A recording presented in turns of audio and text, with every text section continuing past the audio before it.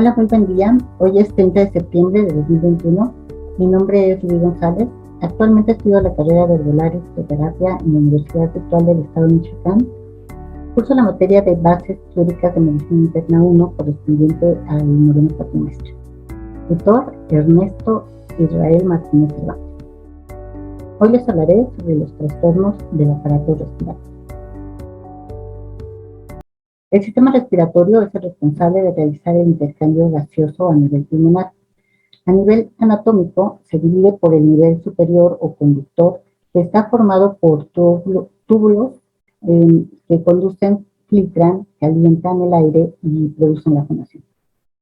El nivel inferior realiza la respiración y el intercambio de gases a nivel pulmonar para distribuir el oxígeno a nivel celular. El sistema respiratorio es muy importante y también vulnerable ante agentes patógenos.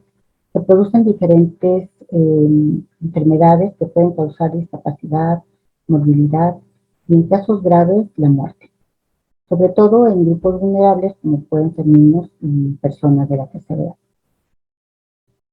Son de las manifestaciones clínicas más comunes y una de las causas de mayor mortalidad. El entendimiento de este tipo de enfermedades y su adecuado diagnóstico nos permite determinar su origen, así como su ubicación en el aparato respiratorio, ya sea superior o inferior. Tengo algunas preguntas que me hicieron llegar sobre este tema. La primera pregunta es, ¿cuáles son las principales funciones del sistema respiratorio? Bueno, pues su principal función es el intercambio de gases. Consiste en inspirar aire que va a pasar por las vías aéreas de conducción. Los músculos respiratorios hacen que el aire fluya. Este aire contiene oxígeno que es conducido hasta el pulmón. Por su parte, el ventrículo derecho del corazón bombea sangre venosa con alto contenido de dióxido de carbono hacia los pulmones. Esta sangre es la que regresa de los tejidos del cuerpo. Ahora bien, en los capilares pulmonares se realiza el intercambio de dióxido de carbono de la sangre venosa por oxígeno. La sangre ya con alto contenido de oxígeno la va a distribuir el lado izquierdo del corazón hacia los tejidos. Y el dióxido de carbono será expulsado del cuerpo mediante la expiración.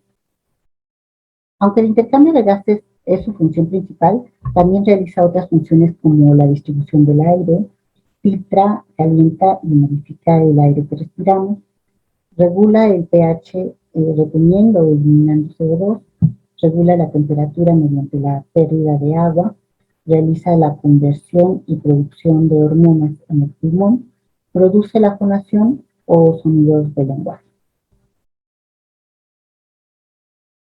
La siguiente pregunta es, ¿a qué denominamos respiración?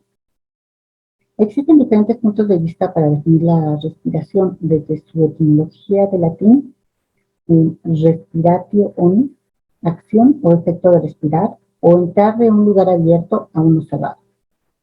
Boulton la define desde un punto de vista técnico-funcional, donde la respiración comprende ventilación pulmonar, que significa entrada y salida del aire entre la atmósfera y los pulmones, la difusión de oxígeno y dióxido de carbono entre los alvéolos y sangre, el transporte de gases en la sangre y líquidos corporales a las células y viceversa, y la regulación de la ventilación.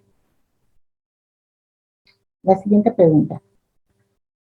¿De qué manera influye la caja torácica en la respiración y qué otros elementos intervienen? La caja torácica tiene, voy a poner un videito. La caja torácica tiene varias funciones. En una parte realiza una función de protección y soporte a los pulmones, y en combinación con las costillas y músculos intercostales le permite que el volumen de los pulmones aumente o disminuya conforme la caja torácica se distiende o se retrae. La caja torácica interviene en los procesos de inspiración, al contraerse los músculos inspiratorios, que son los músculos intercostales externos, y esternocleidomastoideos, mejor llamados de más fácil, que generan una retracción, lo que genera un movimiento hacia arriba. También intervienen los músculos serratos, elevando las costillas, y escalenos, que elevan la caja torácica. Y en sentido contrario se realiza la inspiración, donde se relajan los músculos inspiratorios, que incluyen los músculos rectos abdominales y los intercostales internos, que generan un movimiento de descenso de la caja torácica. El diafragma toma un papel muy importante. Cuando el diafragma se contrae, baja y permite que se expandan los pulmones. En este punto se da el proceso de inspiración. Cuando se relajan, hagan de cuenta que se esponja, entonces sube, genera presión, se encogen los pulmones y se produce la expiración. Ambos movimientos en combinación con los músculos y caja torácica, ya que, como comentamos anteriormente, apoyadas en todo el proceso.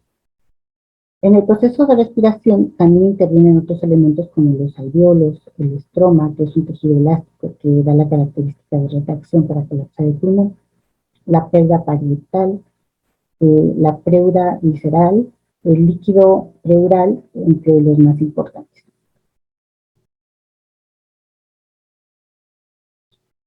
Ahora, la siguiente pregunta es, ¿cuáles serían los puntos esenciales de la mecánica ventilatoria? La ventilación estudia el proceso funcional de la inspiración y expiración, así como las fuerzas que se aplican tanto por los músculos respiratorios y la caja torácica. La ventilación se divide en pasiva, que se refiere a la respiración normal que realizamos sin ningún esfuerzo, y la activa, que se presenta cuando la pasiva no puede obtener el oxígeno necesario, y este sucede, por ejemplo, en situaciones como cuando se está realizando ejercicio, cuando se presenta disnea o en procesos mecánicos para llevar el aire al pulmón. Mediante la inspiración se obtiene aire del medio ambiente. Este se lleva a los alvéolos pulmonares donde se realiza el intercambio de gases para llevar la sangre con altos niveles de oxígeno a los tejidos. Este proceso se produce por la diferencia de presión entre el aire que hay dentro del pulmón, que es menor a la que hay fuera. En el proceso de inspiración también se presenta la fuerza de retroceso elástico, que se presenta por las fibras elásticas que hay en el pulmón y que manifiestan, que mantienen más bien las vías respiratorias abiertas. También se presentan las resistencias pulmonares. En la expiración se realiza la salida del aire. Esta se produce porque el aire dentro del pulmón tiene mayor presión que el que hay fuera de la atmósfera. Y entonces sale el aire del pulmón. Es un proceso que también utiliza las propiedades elásticas del pulmón. Como les comenté, la mecánica ventilatoria también estudia características mecánicas como elasticidad, viscosidad, tensión superficial, entre otras. Y estas generan diversas fuerzas y presiones que intervienen para realizar las funciones del ciclo ventilatorio. Los volúmenes estáticos que se miden por la espirometría, algunos de ellos son, por ejemplo, el volumen corriente, la capacidad máxima del pulmón, el volumen de reserva inspiratoria, el volumen residual, entre otros, ¿no? También se mide la distensibilidad pulmonar, llamada compliance también, que son los incrementos de volumen en relación a los incrementos de presión.